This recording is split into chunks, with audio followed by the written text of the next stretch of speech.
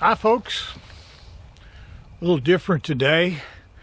Today I'm going to use my machine tools to save me about $950. I'm going to make one of these. Now, what are these, you ask? As you see here on my Ventana, it's got a rear ladder, and frankly I wouldn't buy an RV without a rear ladder. I can't tell you how many times I've had to go up on one of these things when you're out in the middle of nowhere trying to get a limb off or checking your slides. Anyway, I like this model, and I bought this model because of the ladder. This is a diesel pusher. Now you might ask what a diesel pusher is. Well, it's a diesel that pushes. The motor's in the back because it's a long way up to the front. A gas would have the engine up in the front and a long drive line. Well, this is a diesel pusher. And this one, to get to the engine, you come through this back door right here. And so your ladder's in the way for those that notice these things. So they made this ladder where it folded like this so you can get the door open. Problem is, can you see the problem? It's not working no well. This little piece right here is the hinge, and it's broken.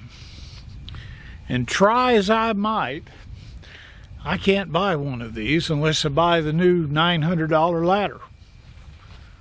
It's kind of silly when you got some machine tools. So today, that's what we're doing. We're going to reproduce this. I'm not going to reproduce this part because I think it's okay. Now, I might end up doing the whole thing later, but as long as I get this part, I can go to Branson for Christmas. Sorry about the scruffy appearance. I'm almost ready to start performing a play in which I'm an old, sarcastic, starving artist in New York City in 1893. Right up my alley, huh? I get scruffy enough pretty soon here. Don says I always look scruffy, so. Well, I don't want to buy a whole new ladder. I got a machine shop here. Now this isn't a commercial machine shop anymore. This is my personal machine shop. I don't make any money in here. I just like old tools. And over the years, I got tired of not being able to do stuff. So I've been on a crusade to get every tool I need before I die. And of course, you never know when you're going to die. Like I was almost there 2 years ago. Thanks to a little clear, I'm back. But the point is, you can never have enough tools. And because I have the tools and a little bit of knowledge I picked up along the way, I've decided to make a new hinge. I really tried. There's a few markings on here, and I know who makes this.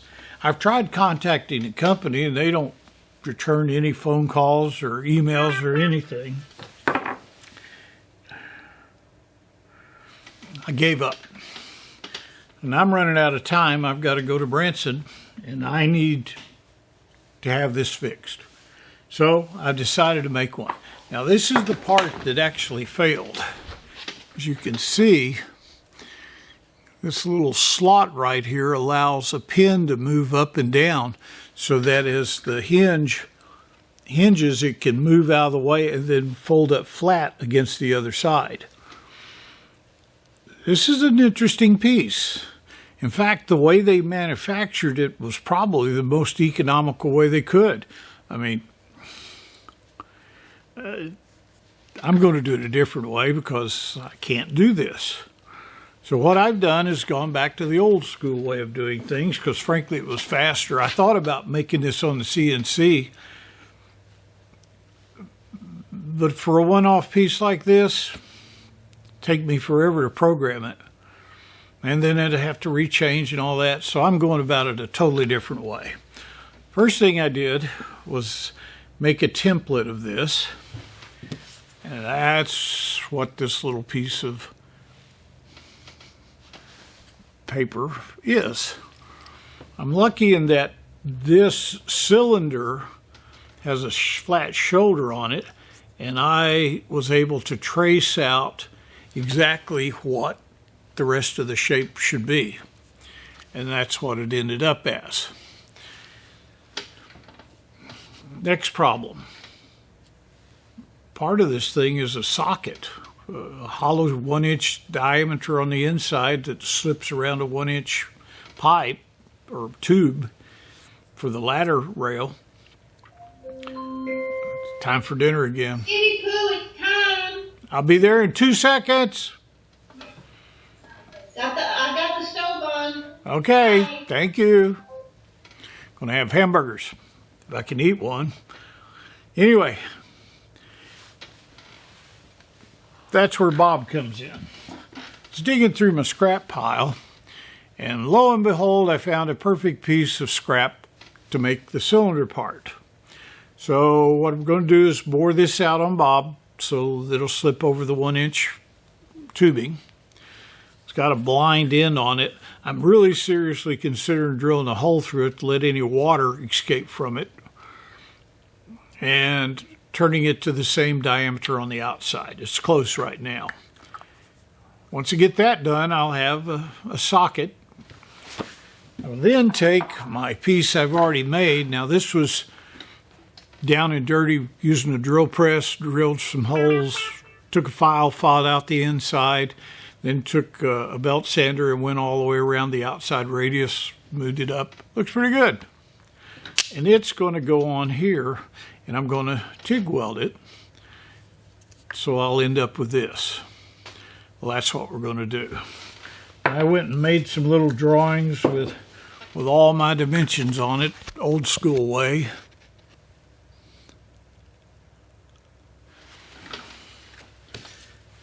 Now all I got to do is do the work. Got to find the time. We'll go eat dinner. I'll be back with you on Bob. 1/300. I need to take 72 thousandths off of that.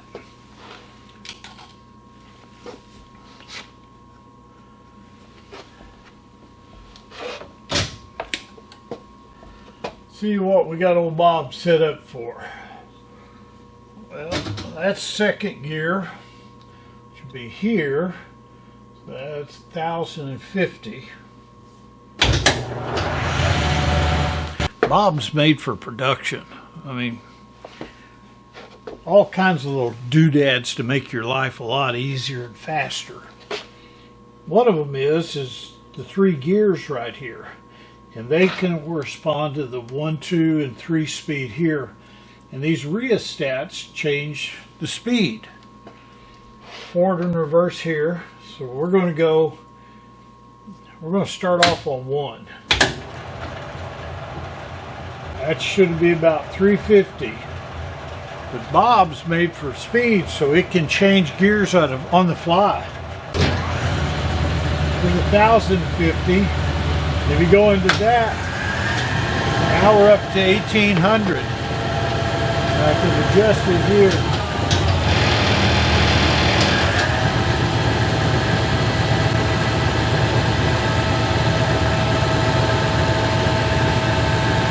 See what happens there.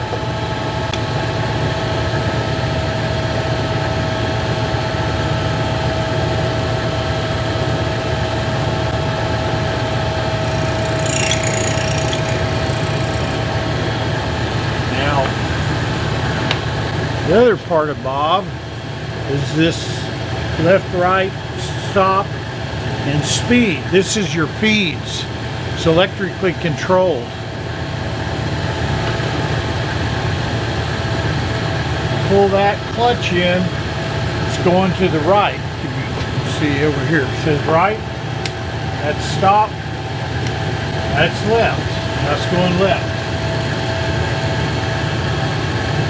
I can change how fast.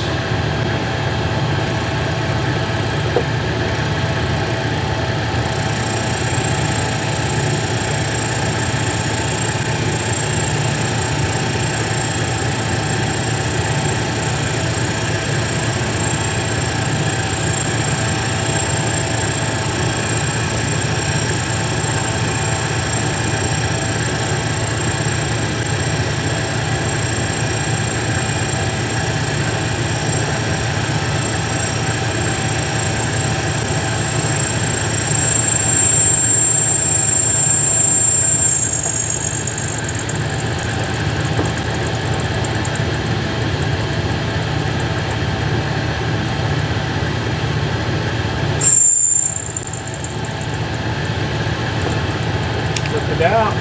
Come back.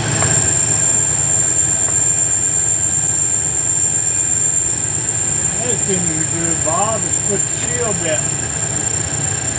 So you guys can't see anything. Of course, you're not even looking over here in the first place. I want to get closer.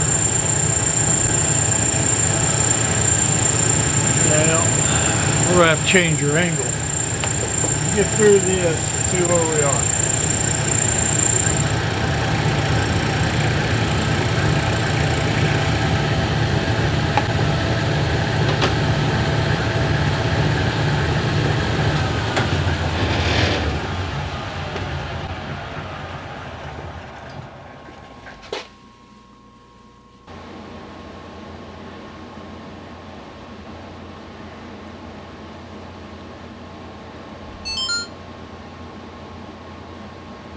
There we go.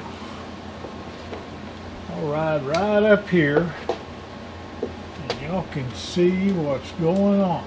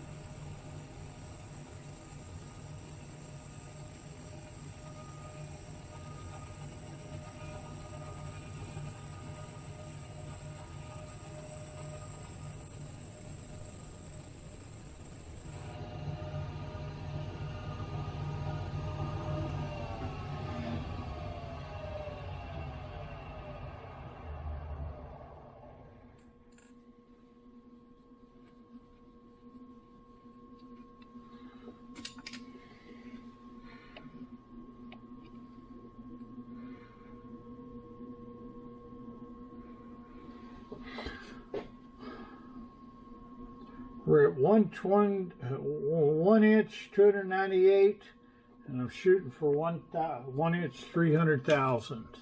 So that's what I think's close enough. Now, needs to be 1.817 long.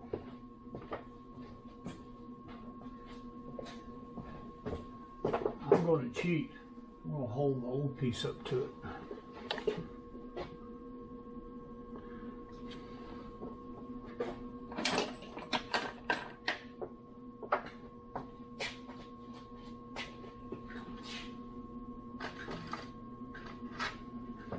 Now sometimes I use a diamond scribe or a carbide scribe, but I like to use a pencil, a real sharp pencil on stuff like this. You can see the line better. And frankly, all I need to do right now is reach over here and put that mark.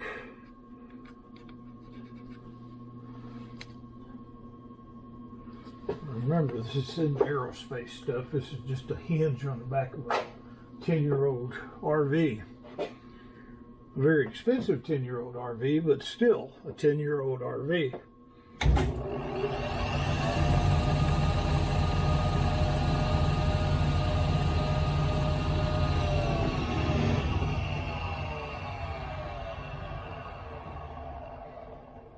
All right. Let's see if I can find a tool bit that'll cut. Oh, excuse me, y'all are in the way again. I want to see what I'm doing. Now we need to cut that off.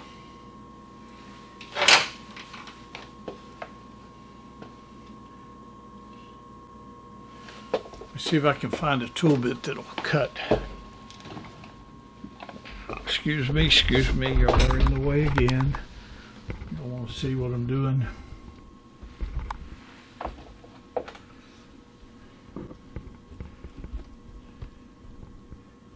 Where are we? Oh, there we are.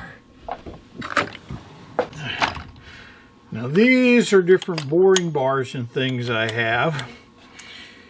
These are different threads for the automatic threader on Bob. These fit on the follower, and then they correspond to this, and it rides in it and just makes the thread. Of course, you can't do over a 2-inch long thread. That's the only bad thing about Bob. Let's see. Don't need those. Don't need those. Here we go. Let's see if we can find us a cut-off blade already ground up.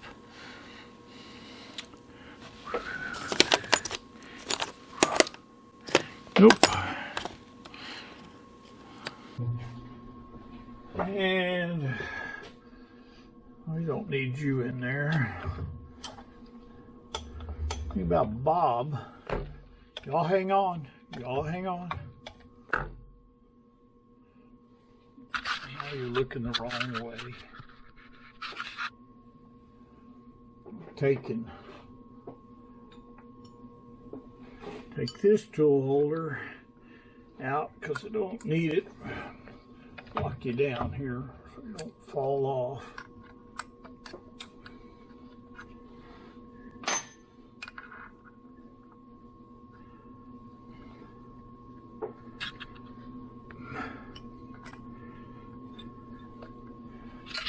See, I'm putting Bob into about a 2.5-inch long tool holder. Got longer ones, I think up to 4 or 5 inches. So one drawback about Bob is you can't do it from the end. Well, let me rephrase that. You can't make a cut from the side like you can on a regular lathe. Everything you're doing is from back here on the rotary table from the end of your workpiece. So you need tool holders that'll reach over to the side of that tool piece, or that workpiece.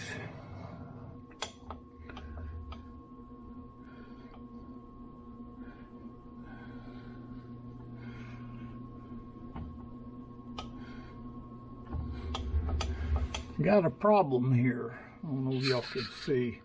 That one's sticking too far out. Let's see if I can move it over a little bit.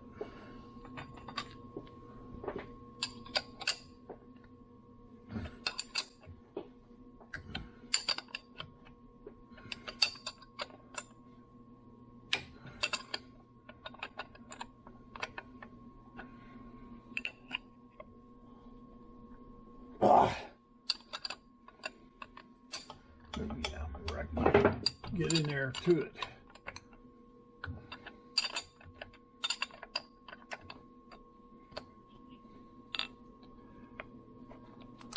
I'm just going to take you off completely. Well, no, I don't want you off completely because I need you. See if that got enough.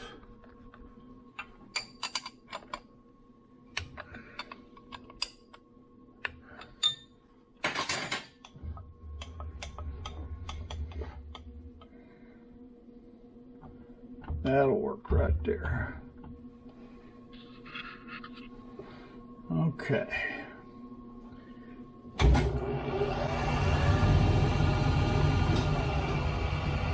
no way in the world that I could probably cut that at that speed. Let's start slow.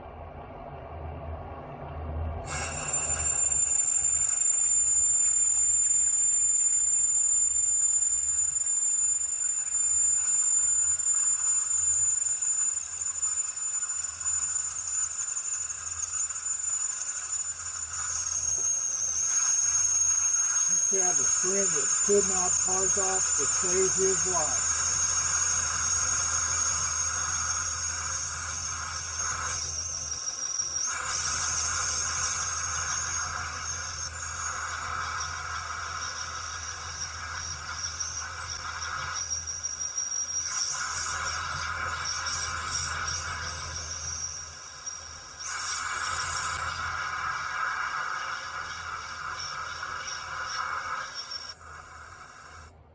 I'm going to put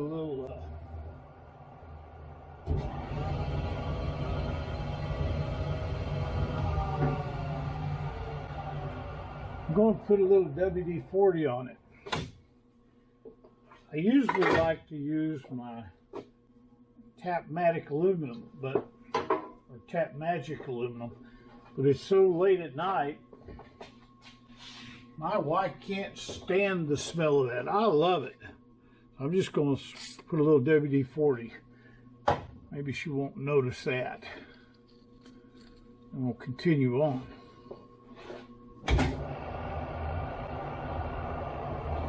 I'm turning about right about 375 RPMs. I'm on a 1.3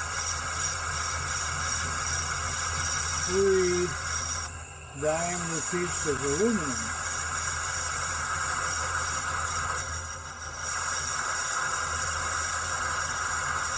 Can't tell you what kind of aluminum. It was just in the scrap bin.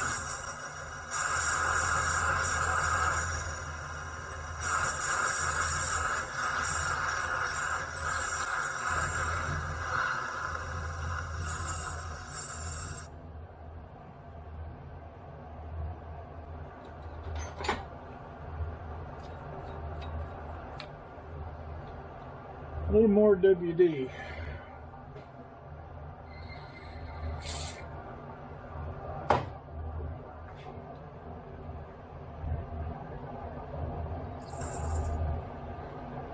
Looks like we've got about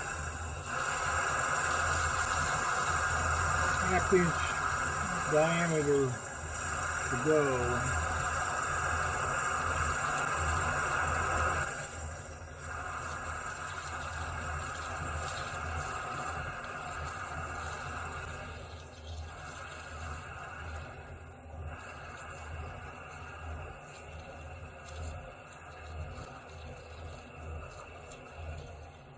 Because I got this in such tight proximity to the tool holder, that tool holder, and the vise, I'm not going all the way for a part off. Because what will happen is that thing will get in there and get stuck, and all hell will break loose. As you can see, I got it down deep enough to where I should be able to just break it off. And if we can't do that,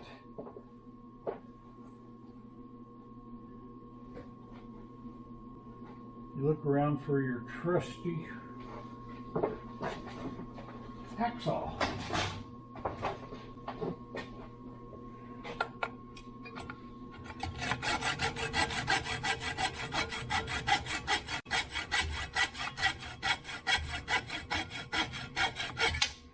Ta-da!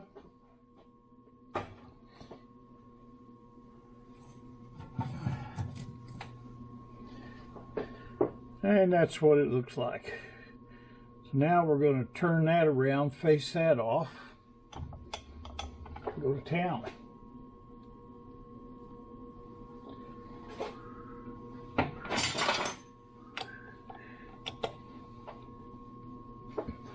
Maybe this part will find some future life. Throw it back in scrap bin, make washers or something out of it.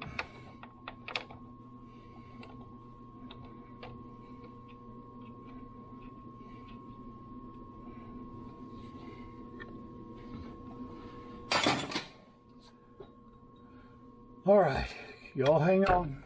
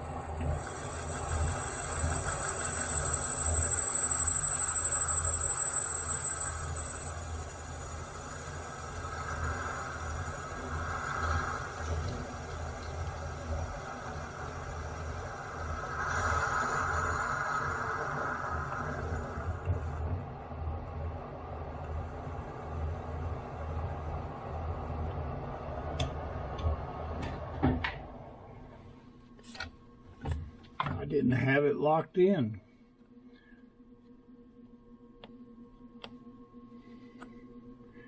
It looks like it's just a tiny hair below center. Yeah.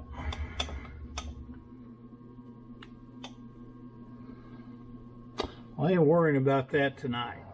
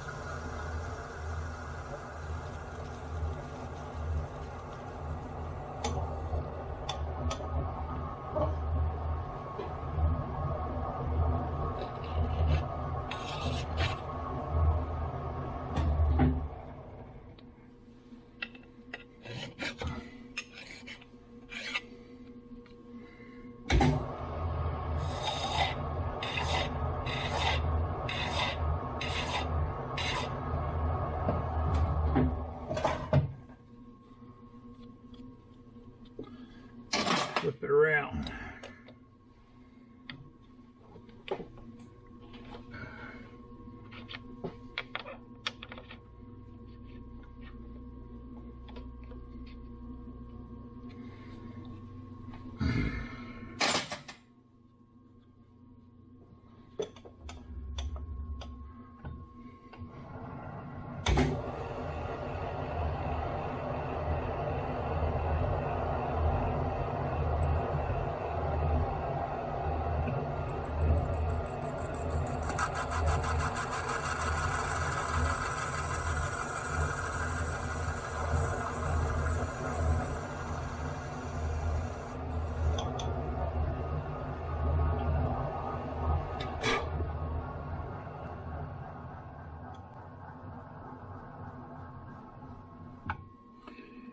You notice I got a stop over here set, and that should be pretty close to center if I haven't moved anything.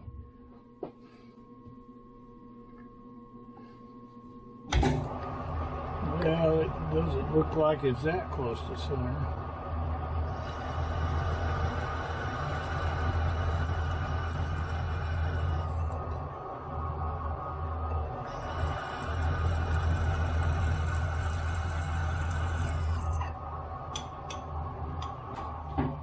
Before I screw up, I'm not really sure I want to go all the way through, so I'm going to put a mark on there where I need to stop.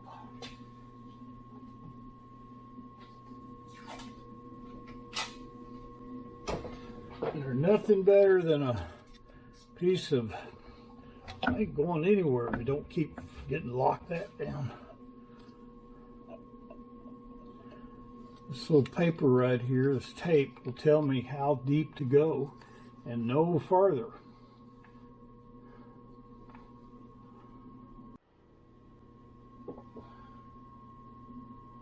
Let's try this on for size. Put a little WD in there.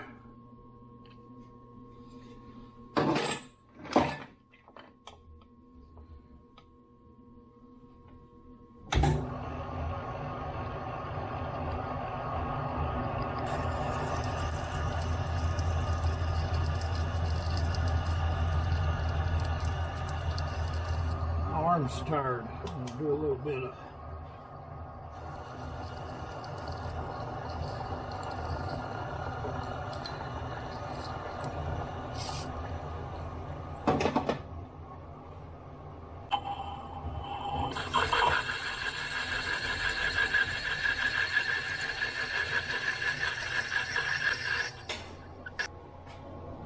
now, you know, I could go on up and go to the 1 inch mark on this with a 1 inch drill, but I don't think it's going to be happy doing that. So I think we need to bore it the rest of the way. What do y'all think? Let's see what I'm doing. putting the mooring bar in this little holder here. That's what I'm doing. Hold on. Locked in place now.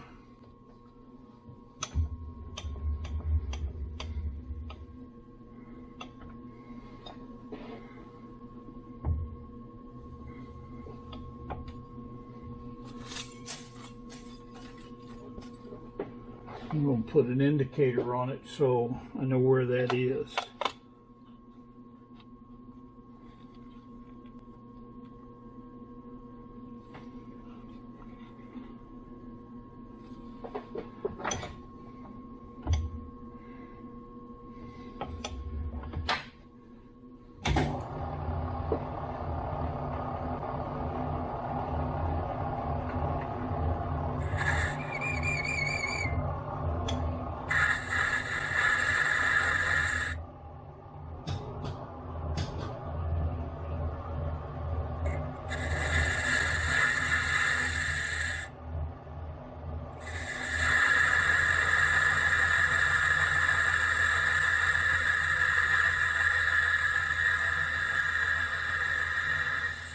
Slow that down a little.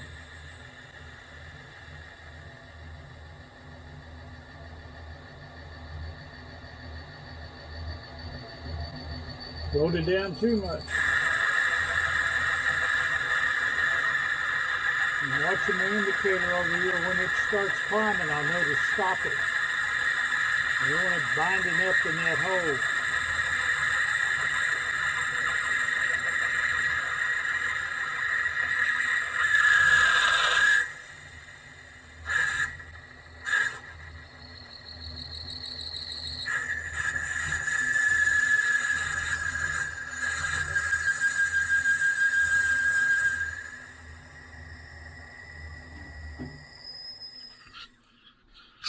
What I did was I went 20 past it. I'm going to reset that to 0 so I know where I went to. We're going to back it out.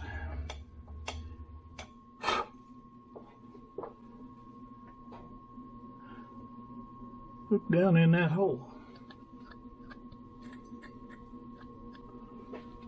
Finish is fine.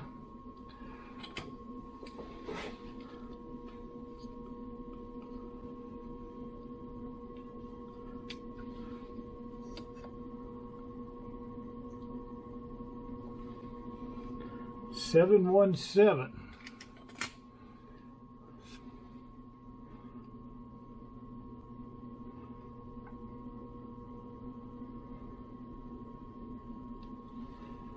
Take that off and see what that gets us.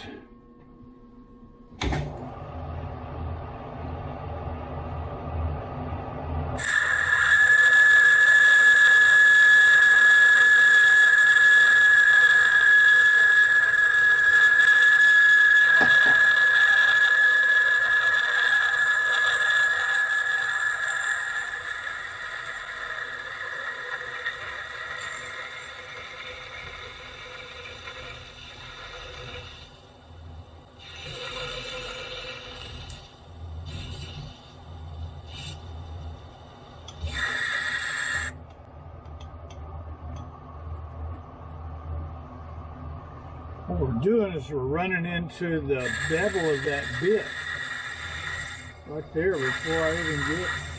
What I'm going to do is go in here a little bit and come out to it.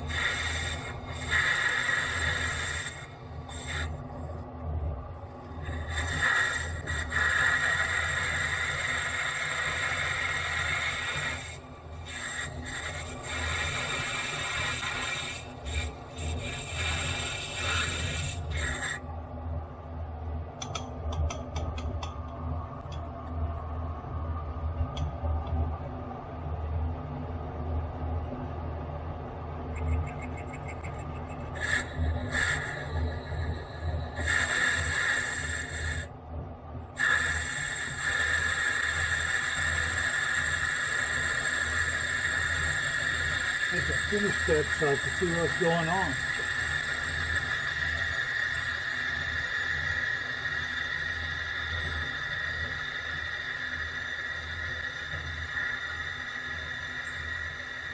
Next up's the scary part. I haven't TIG welded aluminum in quite a while.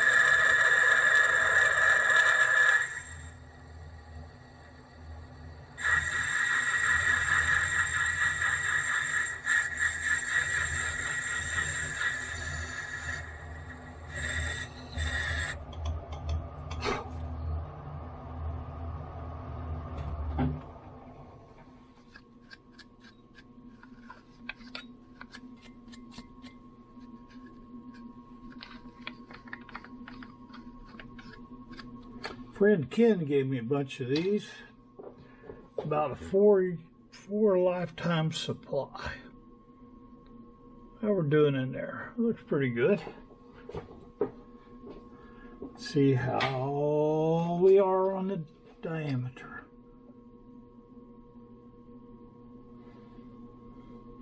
.826. So that means we have 174 to go. I didn't even use Alexa. My God. Okay. Let's see. 1, 2, 3, 4. That takes off about 50 thousandths. Let's see what happens.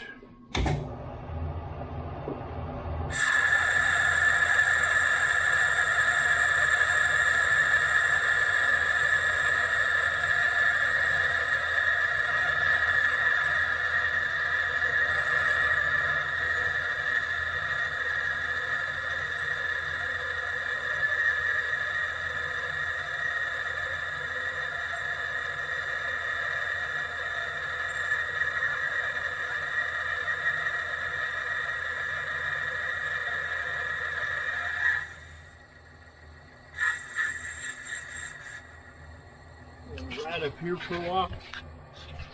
Let's see what I'm doing.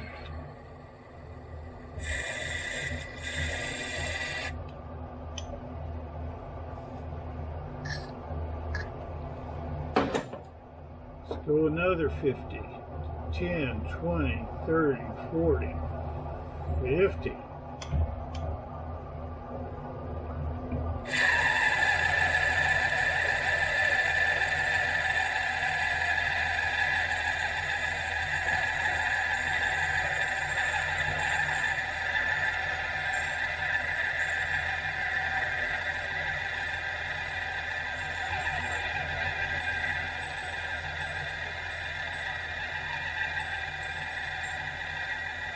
Watching my dial here.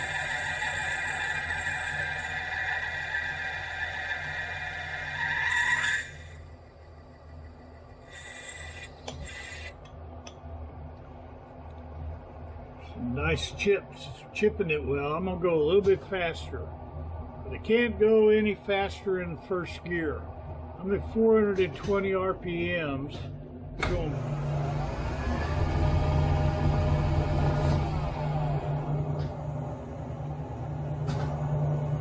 That's 600 RPMs. Let's go another 25 or 30. Oh, 30. That should have been 130 off my 174.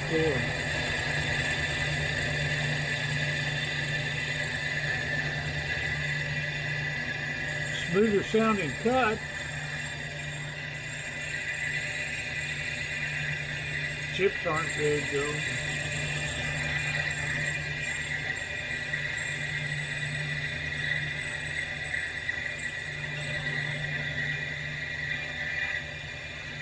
Watching the dial. Now finish off by the hand wheel.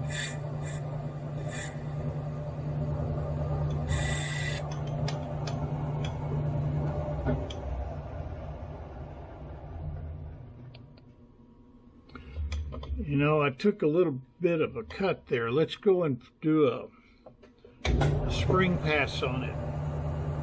Clean up the bore, and then that way I can get a better reading on it.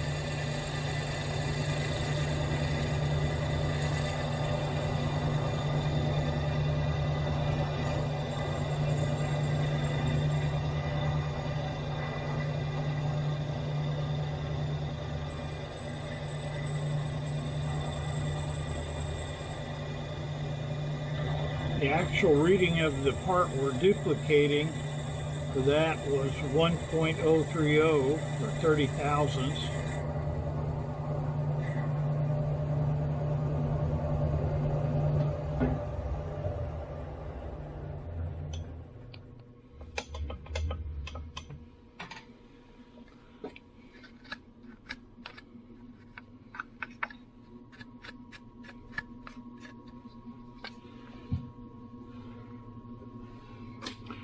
Kind of video boring to you people?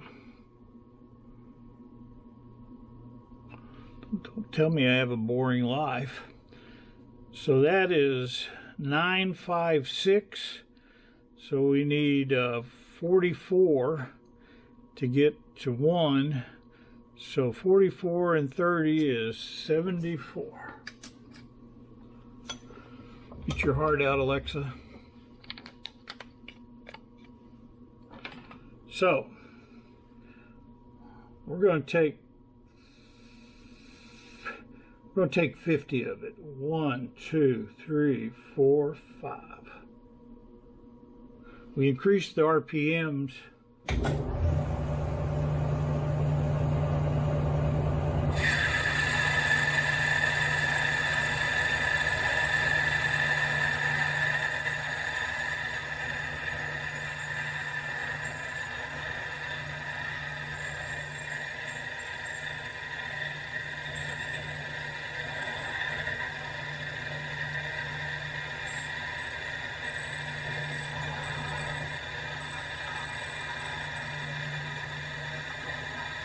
Coming up.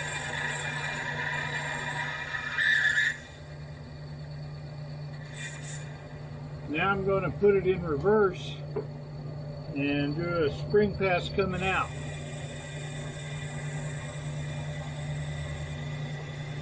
One thing about Bob is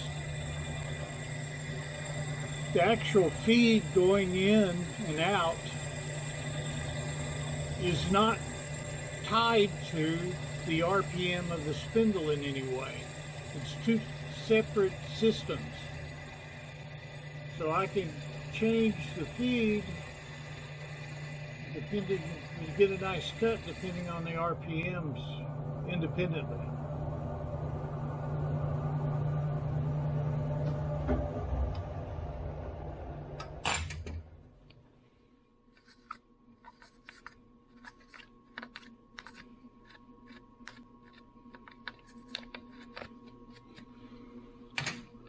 I think I might have found a, well, man, there's all kinds of stuff in there still. Get out of there. Preloaded.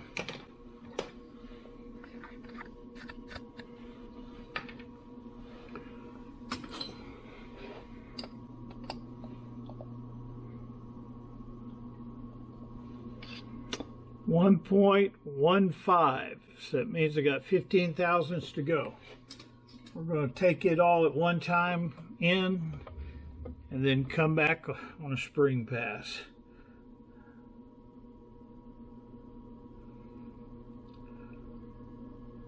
Crap. I think that's it. I was, you know, when you're doing this, you're thinking backwards. You're pulling this away into the workpiece from the center as you normally do. So I was looking at the dial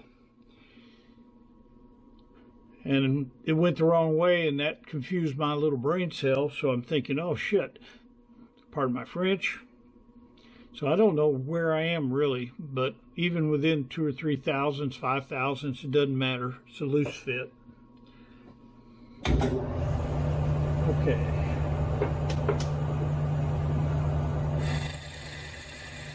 I think I'm on the 15 thousandths.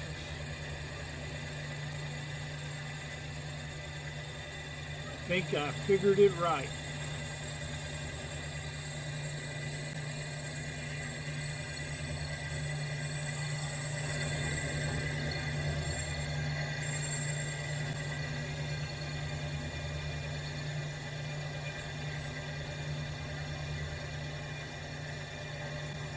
Coming up.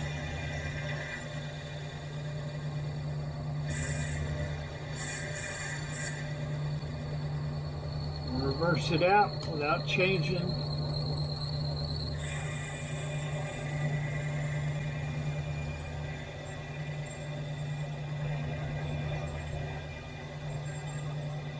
This is what Bob was made for, making small parts like this.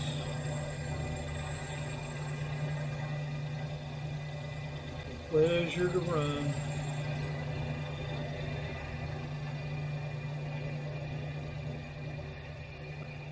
Seriously looking for its counterpart that can do threading like a normal lathe.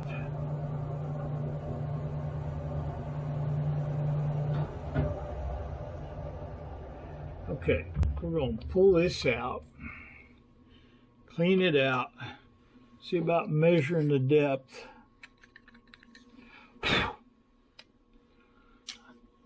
Frankly, guys, I need your camera so I can see in there. It's not in there. Where are you? There you go.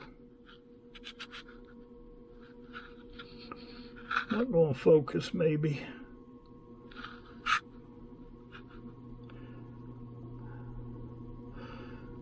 Now I'm going to take and make sure I got enough depth on the outside, because I can see in the middle there's where the point of the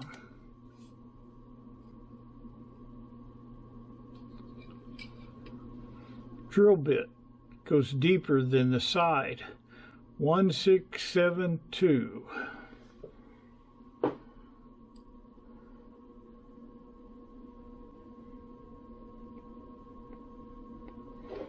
I don't think I'm deep enough.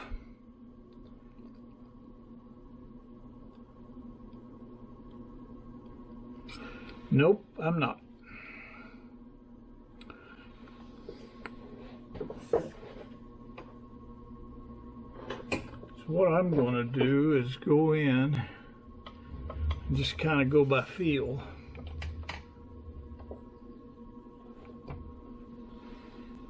We'll put a little mark on my bed with a pencil so I know how far out I've come, so I can kind of judge it this way.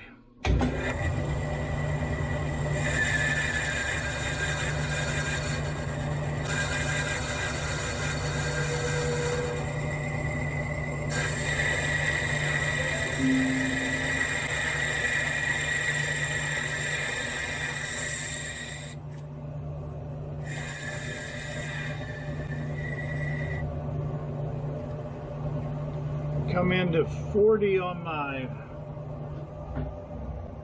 mighty mag.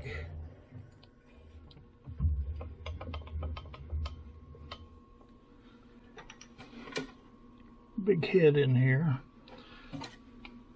It worked well, by the way. It's easy to do.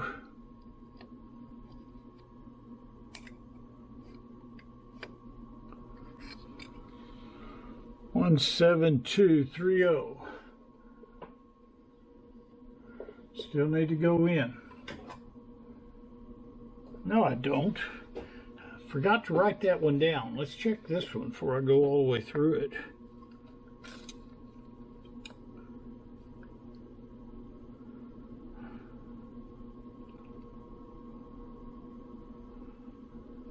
Shoot, that's perfect.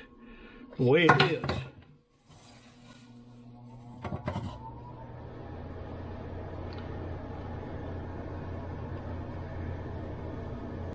I think I need to put a little bit of a chamfer here.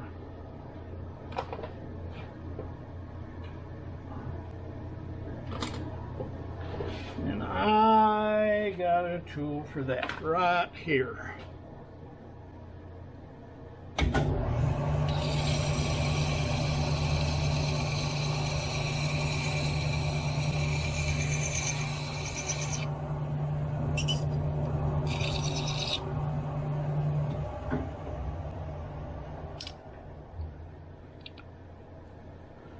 I'm going to put a little bit more on the outside.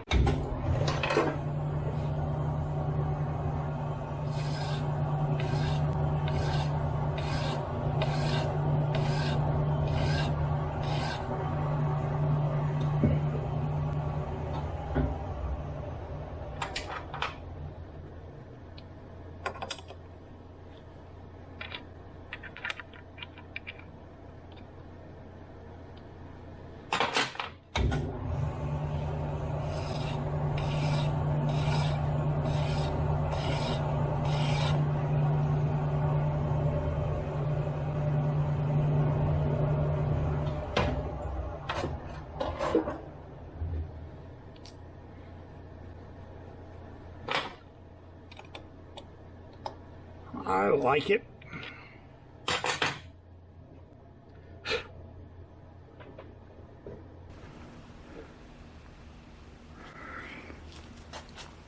Well, there's the way I figured it out to hold it up to where I could weld it.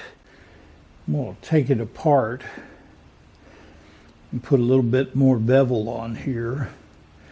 By doing it this way, I'm assured that it'll fold down and touch this when it's all assembled. Kind of using this part here to make sure this part's all lined. That's what it was before.